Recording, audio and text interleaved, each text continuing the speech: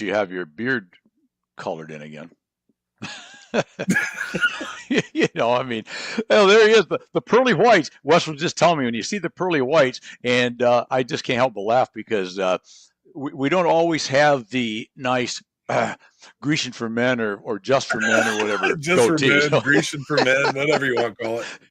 So it's like I'm almost blinded now by the teeth. Some days they disappear in the grayish facial hair. So well, I do that. In addition to putting the black in, I also have my fake veneers popped in from China, so it's all good. Well, that's okay. I went to the barber shop the other day. I'm going again Friday before some shows coming up, and I always give the girl a bit of crap because I say, what is all this white on this black smock? I says, you need a gray or white smock when you do me. I don't like this at all.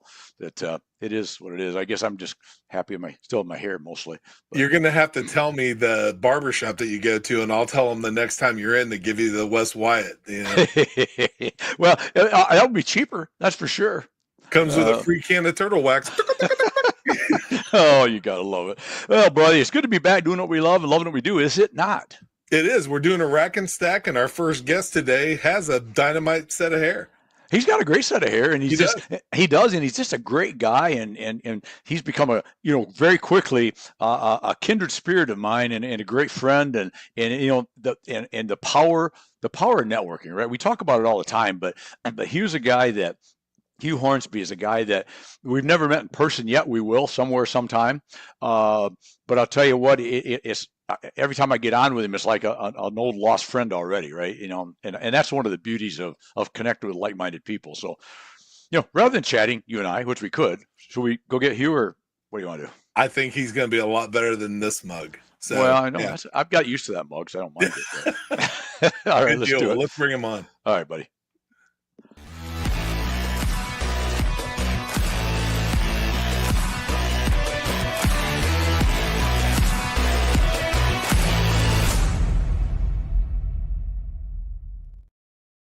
There he is, the legend himself. How you doing, Hugh? Oh, well, that's people are starting to call me legend, but you start to put some age on you, and they start to act like you've been around a few years. Yeah, I am doing absolutely great. I am just so thrilled to be here, and I would agree that I've kind of been watching you, and you, I think, have been watching me. And when you have like-minded people that are trying to change the world and do the right thing and get people to think differently, it's a pretty neat thing. So thanks for having me. Well, you're welcome. And you're so right. I mean, I knew, as I'd mentioned, and you just alluded to, Hugh, that every once in a while you come across those people that you just know instantly we kind of align in our thoughts and how we go about things. And so it's just a pleasure, and thank you for being on. And as a way of introducing you, let's do this. What do you think? The Wholesaler Magazine Person of the Year. Look at that. Look at that. Even signed for me by Hugh himself. Is that good stuff or what? Yeah.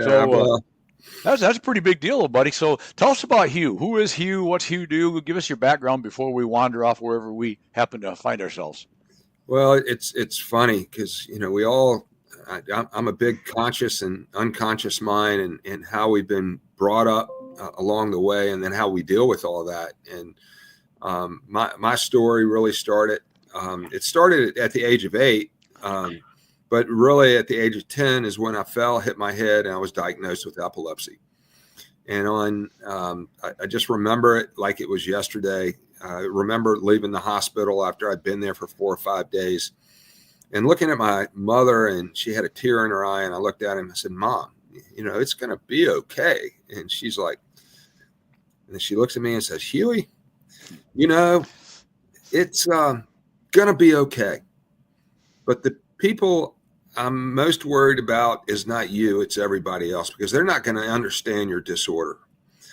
And she shared with me that day, never let anybody hold you back, especially yourself. And it's funny that at the age of 10, when really I was just trying to figure out how to go play again, how that stuck. And at that time I started looking at myself, and I believed in what she said, but I believed it for other people too. So I started mentoring and coaching in a very different way at the age of 10 to get people to start thinking differently. And so, and shortly after that, she was determined to let me play and not be treated differently. But one of the things she did, Randy, is just amazing. She would give these underdog books, and she would just place them on my bed. And I would read those, and I'd read those. And it was, to me, it was everything I did was about an underdog. And what I didn't know at the time, she was working on my subconscious mind. Right. And she got me to start to believe that whatever it was that I wanted was available. But then at age 9, I was, or in the 9th grade, my math teacher tried to put me into special needs or special class. Mm-hmm. And it was just amazing how, when she did that, I remember going home and saying, "Hey, Mom, this is what my math teacher thinks." And she says, "Well, what are you going to do about it?" I said, "Well, what do you mean?" She said, "I want you to go upstairs and write down what it is that you're dreaming about and what it is that you're going to do about it." And I came back downstairs and I'd written it down. And she said, what are you going to do about it? And I said, "Well, I'm not going to special needs. And I've decided that I'm just not going to listen to what she has to say. And I'm going to go out and do what I think is there." But I said, "Mom, there's so many other kids that are out there. I want to make sure that I help them as well." So there's a little bit about my story. And that's at 9 years old. You're already thinking that way. Yeah, it was. But, when we take a look at the world and we take a look at how we're taught in school, a lot of times we get put in a box. Mm-hmm. And we get to a certain level, at the age of 3, you're taking everything in, and then people are telling you what you can do and what you can't do. What she really gave me was the power of making a decision to work through the hard times. And I was just fortunate because we could have gone in a different direction. She could have made a decision that you have epilepsy, so I'm not going to let you go out and do what the kids did. But she did just the opposite. And I can only imagine how difficult that was for her, because I played football. I did all that stuff. And, but it took a special parent, and took special parents to believe in me, because, that's the good part. I was a goof. So I was a goof, but anyway, there's a little start. So that's a great start. And I want to circle back to something you just said, but it just reminded me, listening to that story reminded me, it's about taking what's given to you, or what's presented to you, and how you react to it, right? Because not the same story, but I remember probably 5th, 6th grade, I might have been a bit of a goof, a not listener, not really paying attention kind of kid in school. And I remember this one teacher, which will remain nameless. She's no longer with us, but I just remain nameless. But she told my mom in front of me, Randy's never really going to amount to much. You might as well just accept that. And and I remembered my beady little 10, 11-year-old mind or whatever. And I won't necessarily say on air what the words I said, but they weren't nice words at the time, because not to her, but to myself and to my mom later and to my dad later, that's been a driving force. I'm talking about it now 60 some years later, right? Well, yeah. And I love what you're saying, because my math teacher, who tried to send me to, the alternative class, they called it back then, she just died like 2 weeks ago. And she just passed away. And I remembered her name. Like, probably don't remember any of the other teachers' name, but I remember her name. And I ended up taking what I used to get angry about it, but I turned it into a positive. And I said, Miss Lewis, we're going into this together. And I saw her at a funeral. And I had just been named vice president of sales. I was like 40 years old. The company was Sunrock. And I was like, okay, I saw her, and I pulled my card out of my pocket. It says Hugh Hornsby, vice president of sales, Sunrock Corporation. And I gave it to her. And Randy, do you know she didn't even remember who I was? Is that right? Wow. Yeah. Um, Yep. but I That's remembered her. you remembered And her, and that's funny you say that because I remember several of my teachers, but she probably had more effect on any success I've had than some of the others. From because the fact that the others taught me things, but she taught me one thing that I was not going to be is, or what was not going to happen is, you, ma'am, are not going to be right. That I can guarantee you, right? And that was a driving force. and how many kids are out there that don't have a mom or dad or some type of force out there that says, don't look at it that way. You know, you need Right. to look at it this way, and start taking it, you know, down the path. And I just feel like that, you know, it has leveraged me. I've turned around or built up over 10 business, all based on people. And it's leveraged me to go find those people and try to get them to think differently. Mm-hmm. You know, Don Green, our good friend, always talks about what they teach at the Napoleon Hill Foundation. They don't teach in schools, and I think it's one of his things that, you know, to try to reach out to some of those kids in schools and get them to think differently. But it's just not. It's all the way through. I mean, I find people that they become 50 years old and they said, I don't know what I'm going to do. You know, Right. or I'm stuck in this job and they just fired. I guess, you know, they just fired me. And I got a call the other day and it was like, I just got fired. I'm like, well, okay, well, that's probably the best thing that's ever happened to you. Right. And he's like, well, I'm kind of having a hard time thinking that way. And I said, until you do think that way, it's probably not going to be. Right. But you got to look at it from a different perspective. And so I was fortunate, you know, that I had that. I was able to change my mindset at an early age. So, yeah. Well, and I made a note because you brought up a few minutes ago about the box and not going to be put in a box. And I love that analogy. It's an age old analogy of think out of the box. There's different ways that it's stated, but you know, not only did you not allow yourself to be put in a box, but you stopped seeing the box yourself. And I think that's equally important, right? Is people put us in boxes sometimes that we got to beat ourselves out of. But don't we put ourselves in boxes sometimes because we think that's where we belong or because of circumstances? And those are tough boxes to get out of if you don't have a mindset and or somebody like yourself telling them you don't have to be in this box, dude. I mean, there's answers here, right? yeah. And, you know, I study this all the time. And I just went through this time last year, I was diagnosed with stage 4 cancer. And so, you told me, you know, as you go through that and you're looking at your wife and you get the phone call and you're looking at her and say, I got stage 4 cancer, and Google tells me I'm only going to live for another year. You know, your mind starts to go through different phases. And it's really not about yourself. It's like, okay, I don't want to leave them around. I don't leave them behind right now. But then you start to say, okay, what am I going to do about it? I really think that you almost have to go back and figure out what is your dream. And it really does start there. And I always say it starts with core values. But these people that I talk to and I say, okay, what's your dream?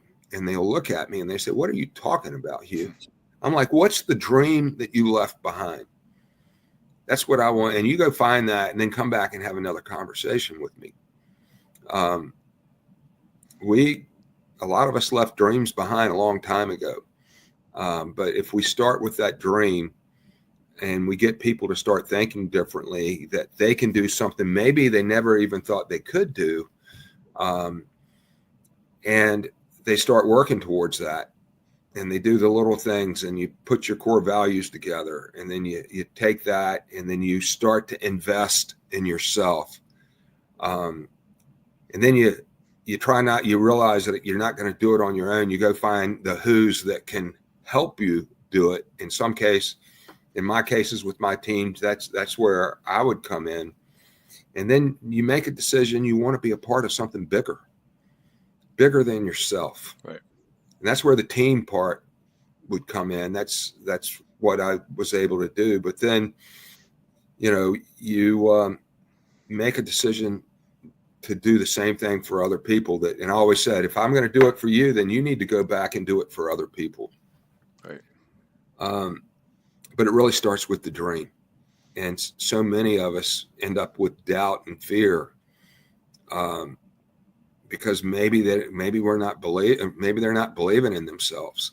But once you start to believe in it, and I'm going to tell you, once you start to do that, as I went through the cancer and I went through each one of those phases pretty quickly, and I woke up one night and I said, you need to flip the script, Hugh, and you need to stop telling everybody what to do, and you need to do it yourself. And this is the most important thing that you do. And so I ended up doing gratitude every night and gratitude every morning. And I was able to start to flip things around in my mind. And instead of looking at everything that was negative, I started looking at everything that was positive. And the crazy thing about it, Randy, is it did get changed from stage 4 to stage 2, which was pretty neat. But when I went to the cancer clinic, 7:15, first appointment every morning, I was the rock star that went in there and got people to start looking at the world from a different perspective. Because the worst thing we can ever do, physical cancer is a terrible thing, but mental cancer is even worse. And I kind of figured, okay, so I started doing the gratitude and I started doing the mindset stuff, but it was the gratitude part. I started looking at everything from a different perspective and just being grateful for the day. And now I send out gratitude rocks. I think you got one of those. I'm going to look right here. I should have had it out here. It's right here someplace. If I can find it. You just send me one. I'm going to stand up and be very unprofessional here. There it is. There it is. Look at that. That's a way to show my Source Fund marketing logo real quick. Oh, I love it. Yeah, I put that in there. Yeah, right there. Sent to me by you. Gratitude. Yeah. I got it right here on my desk. And it's just it's a neat place to be. And then after that, I did 28 sessions of radiation. Told my wife, I said, I don't know if I should travel. I ended up traveling the following week. We had a 1.5-day trip. It went to, somehow got pulled up on stage, and they asked me to be vulnerable and talk about, myself. And then I had some comedy in, and I did it. And the next thing I know, it actually went really well. And it was at an American Supply Association event. Next thing I know, they're inviting me to New York City to do comedy, which I'd never done comedy on stage in my life. But it was another thing that I felt like it was bigger than me. And it was my way to talk a little bit about the cancer that I went through in a way that people could use it as something that would be positive for them. So they didn't kick me off the stage. In fact, they invited me back. Well, that's a plus. Did anybody laugh? That's important. Apparently they did, or they wouldn't have invited you back. Yeah, they laughed, and I haven't gotten 1,000 views yet, but I'm close to it. But it was just another step in the process, though. Mm-hmm. And it was, and then I come back, and next thing I know, I get this phone call from Supply House Time. That's from the wholesaler, and they tell me that you're Person of the Year. There's only been 10 of those in the history of them doing it, and I'll have to be honest with you, I just broke down and cried. It's a big deal. I mean, it's a big deal. It was, it was something. It was really a big deal. And then my brother's been in the industry for a long time. He was the president of Worsley Worldwide that owns Ferguson Enterprises. So he's been way up there. So, but it was a great, phone call with him when I had the conversation to say, hey, I've just been named Person of the Year for the industry, and sharing that with my older brother, which was kind of neat. That is neat. That is neat. And one of the things that you talked about doing and mentoring and you talked about your mom, and I want to go back to this for a minute. Leaving books on your bed to read, I think is so cool. And this is another thing, that this is the kind of stuff this guy does right here. You sent this along with the magazine. Yeah, so that's one of those books. Yeah. Well, so I get a magazine from Hugh, I get an envelope, and then it's the magazine, which I showed early on with his Person of the Year signed with a nice little message, the gratitude rock and a nice little card, and then I pulled this out in the little engine that could. We've all read that as a kid, Yeah. and it's probably one of the most inspirational books you could probably ever read, and it's like what 5 words a page or whatever it is. It's 10 words a page. I mean, I got that and I laughed and I go that's Hugh right there. I mean, and I hadn't known you that long at the time, but it just that said a lot. And so I mean, it's sitting right here on my desk all the time. I mean, that's good stuff. It's my favorite book. It's, I talk to, we have a lot of joint friends that, they're, big into the, learning and everything else. But, that is my favorite book that there is. And, I hope every parent, every grandparent can read it to their child and they can pass that on, because it really resonated with me. But that's what I think about with you. Randy, everything that you've done is just so amazing, and the energy that you bring to it. But you reminded me of the little engine that could. And, or the caboose that don't know any better. I'm not sure which it is. Oh, maybe a little bit of both. But whatever it is, you got over the hill somehow. So, yeah.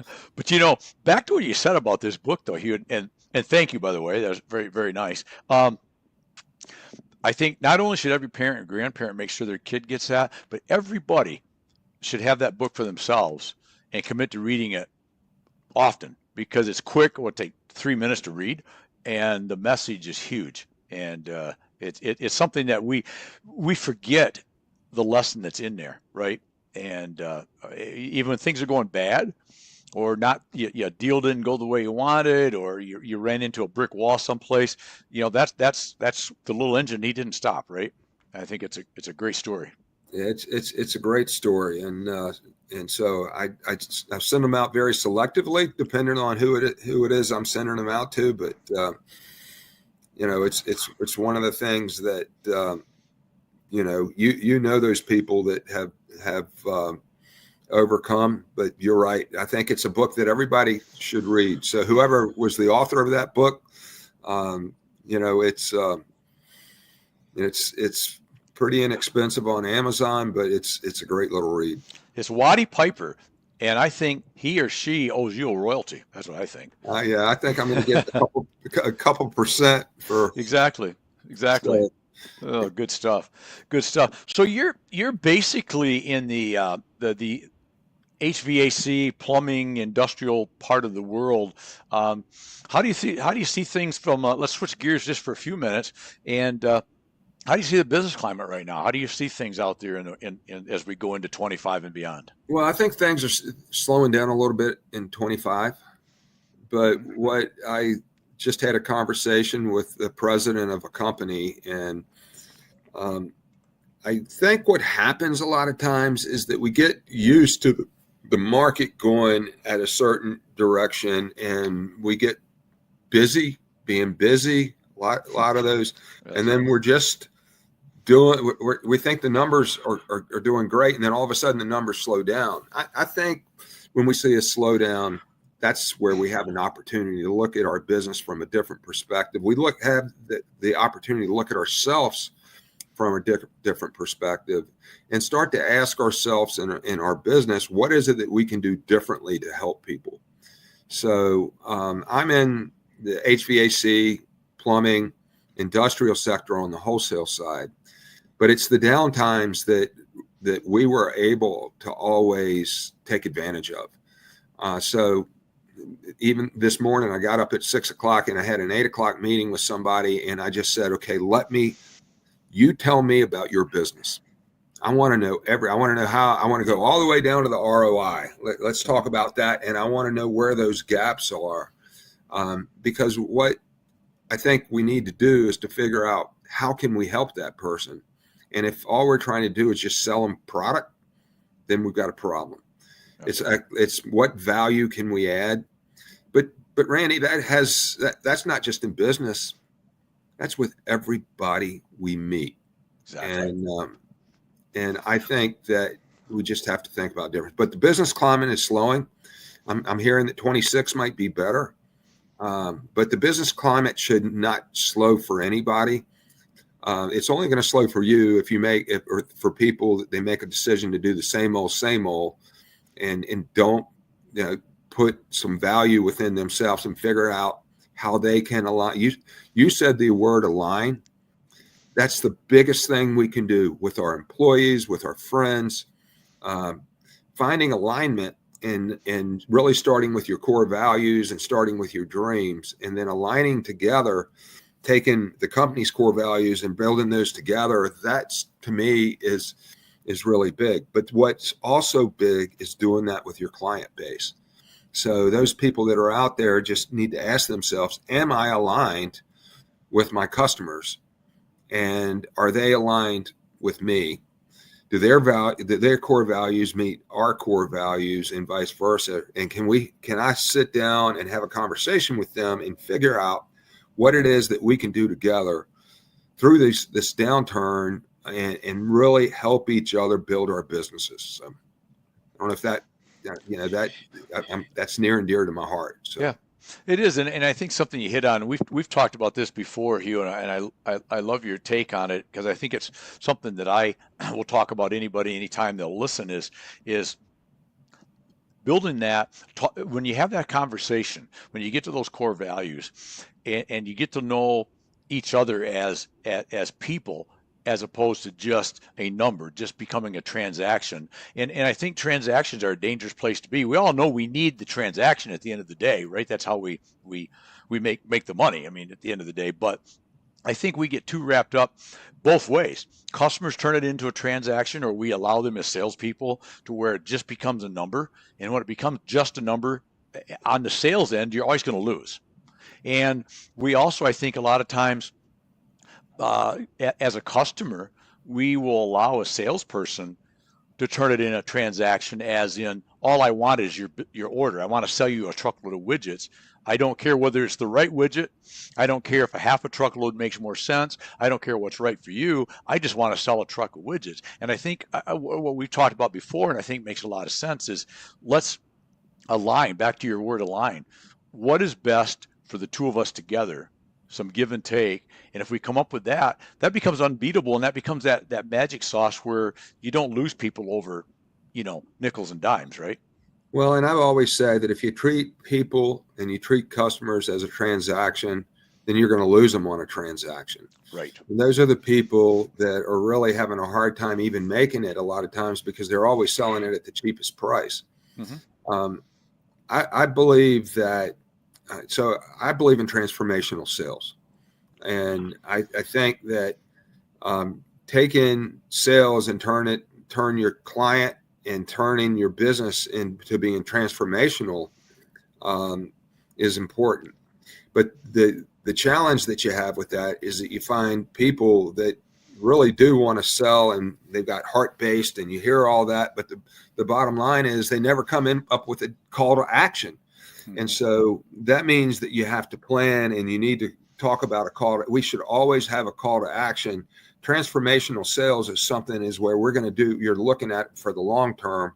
You're not looking at the commission breath guy that's just trying to take an order, and maybe I might get another one next time. I've been in what they called the commodity industry for all those years, and they always said, how do you do what you do? Well, the bottom line is that the value that you bring has to do within you. And bringing that to the table and understanding that. So I am actually working on a project now where we're looking at how to take transformational sales and work with people. And it starts with their dreams to their core values and everything else. And then turn with everything that's going on with AI, using AI as a tool to help those people. We hear so much about AI now. We think that we're losing the people side of it. And the bottom line is people will always buy from people. But if we can use AI in a way to give those people tools to make decisions quicker, to move faster, to help the person that's in front of them faster, I think there's something there. So I've been working with a contractor that uses AI. He's like 38 years old, and he loves my people side of it. And we're trying to integrate the two. Yeah, I think that's a great point because it is, and I'm glad you brought that up because I know AI is a hot button topic right now, right? Everybody's talking about it. Most people have no idea what it really is or what it really can do, and probably because they don't know what it can really do, they get scared of it, and then they want to stay away from it. Uh, I ask anybody that I talk to that's involved with AI at all, uh, to use improper English, which I do. I go ahead and take that. I'd like to watch you make a sale. I want to see the old pro in action. We'll learn It's something. funny that the person that was calling me, and I meant to turn it off, and so that was pretty unprofessional. But it was Vincent, the guy that I was talking to. That's he's the 38-year-old Okay. guy that, and he'll love this interview. So his name's Vincent Yoder Electric over in Columbus, Ohio. We got connected shortly over the last month, and he's the one that came to me and he said, I have this idea, and he's kind of put it together. And I was like, I am not the AI guy and I am not the technology guy, but what I've learned from this, and it's so neat, is that it's about the who. Mm-hmm. It's about finding those people that can do the things that I don't do well, or look at it from a different perspective. And then the other thing, I'm always looking at measuring backwards instead of trying to measure forwards. But what being around him, and we just spent Hardy Heating, Air Conditioning, Refrigeration Distribution Institute 2.5 hours last week, just doing discovery on what we can figure it out. But anyway, I figured the who. I'm 60 some years old, and I'm figuring out that it's really hard to do this all on your own. Right. Oh, exactly. Yeah. The collaboration, the networking, it is so important. And because you're right, whatever we can accomplish on our own is, I don't know what percent it is, but it's going to be 20% at best of what we could do if we collaborate with good people in the industry or out of the industry, whatever the case may be. And that makes me think of maybe one or two last things I really wanted to get your input on. So I just said about collaborating within the industry, but what's your thoughts on as much collaboration as you can do, networking you can do out of the industry? Because I'm a big believer, and we all understand the value of collaborating within your industry, right? But we all tend to get in any industry, there's a certain amount of groupthink, right? Where there's a certain way we all think about most topics. We all have the little fringes, but there's that core bound. Isn't there some real value? Because I found that I've learned some of the best things I've learned over the last several years from people like yourself that are not in my building materials industry, from a roofing, building, post frame building relationship type thing. I've probably learned more from people out of the industry than I have from within the industry, because selling is selling, relationships are relationships, people are people, business is business. But there's a different way that people look at it in different industries, right? And what do you think about that? The idea of spending the time out of your industry. It's funny. I had a Zoom meeting yesterday with a company called Contractors Nation. It's for all different types of contractors, home services contractors. And I was telling them on some of the stuff I'm doing. I'm getting ready to speak on the mental side for, the trades group has one of the largest suicide rates for any industry. And so we were talking about how we take that across the industry, and they're saying, hey, we need to, really integrate all of that. So I'm 100% on that. In fact, I think I called you last week and I said, we really needed to get together because we're trying to put a group together that are, contractors, wholesalers, but all within the industry, to figure out what we can do, not only for the trades, but to get people to start thinking differently. Right. So in fact, I'd like to invite you to one of those meetings and have a conversation when we can slow you down a little bit, because I think that's one of the most important things that we can do. And I would love to. Count me in. Let's do it. Yeah, we'll definitely do that. And then I've really wanted to take the wholesale and the contractor side, and I think what you're going to see going on, just from spending time with some of these contractors is you're going to see contractors that are moving beyond the silos, and they're going to take those silos and it's going to become more home services, where they're doing 5 or 6 different things. And I think we're going to see more of that. But I think really the mental health side of it, but the mental health side of it's not just for contractors. It's about how you get people to start thinking all the way through, and putting a group of people together to figure out how we can help that and help build that out. Really, the reason I was named Person of the Year, I'm usually the person behind the scenes, because my job is to make everybody else look better. Right. But more than anything else, my job is to get people to start thinking about where it is they want to go and who they want to be and what steps they need to take to get there, and put them in a position just to live their dream. And I'm passionate about that. And I think if we can do that for the industry, or just, the trades industry, all those trades bringing together, I think we're onto something that I think is a lot bigger than us. But when we do it together, we can have a lot of success with it. Exactly. Love it. I think you're right. And I would be honored and thrilled to be involved. So thank you for that. Well, you just got the invite. Okay, good. I just wrote it down. I'm in. Once I wrote it down, it's a deal. Because I follow a certain rule. If I don't write it down, it probably ain't happening, right? So it's wrote down. Yeah, so, I'd love to do that. And hey, thanks for having me on the show. Oh man, it's my pleasure. Like I said earlier, I don't want to overblow this, but the value of your friendship is going to go a long, long time, and we're going to do some fun stuff together, my man. You know that.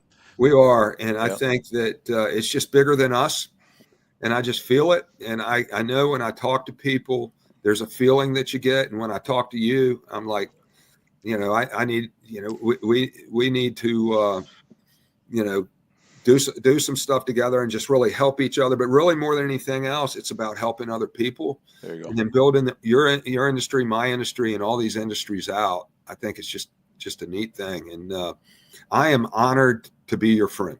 Well, very, very, very kind of you, sir. And I'm double honored because it's my show, so I get to be double honored.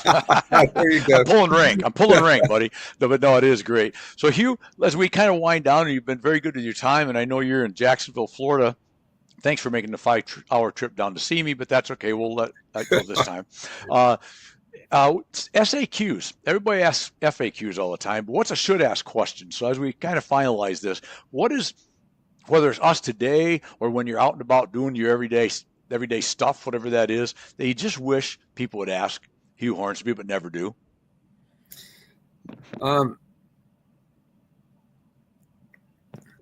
What's your dream?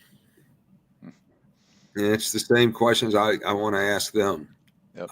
And you ask that question a lot of times, and most people don't know. Mm-hmm. Most people don't know. And to answer that question for me is that, I'm living my lifelong passion of helping other people. And I feel like that if I can help people start to think differently from where they are, and then start looking where they are. There's so many people that are stuck. If I can help them start to dream and look at things from a different perspective, and then help them once they identify it and help them get there, we can build companies, we can build people, we can build worlds. Well said. Love it. Thank you, my friend. I appreciate it as always. End of the year. Gotta love it. I love that. Love you, Randy. Thanks for everything. Thanks for all you do. Yeah, thank you. Appreciate you. Talk soon. Cheers, buddy. Thanks. Bye. All right. Come on. You got to love Hugh. I love Hugh. I'm going to do it one more time just because not everybody gets on the cover of a magazine. That's pretty big stuff. Hugh's a great guy. I hope you picked up on that. Follow Hugh if you don't already on LinkedIn. You're going to learn a lot. I've learned so much just in our short little bit of friendship, and we're going to do a lot of fun stuff together, so keep an eye out for Hugh. So as we wind down another day with my buddy Wes, my producer, director, and I'm just going to say food stealer because he is. Wes Wyatt, we always appreciate you being on here with us. And remember, love what you do and do what you love. That's what we're doing right now. We get one go around, so live it, love it, own it. And while you're at it, go make today your best day ever. Till tomorrow. Cheers, all.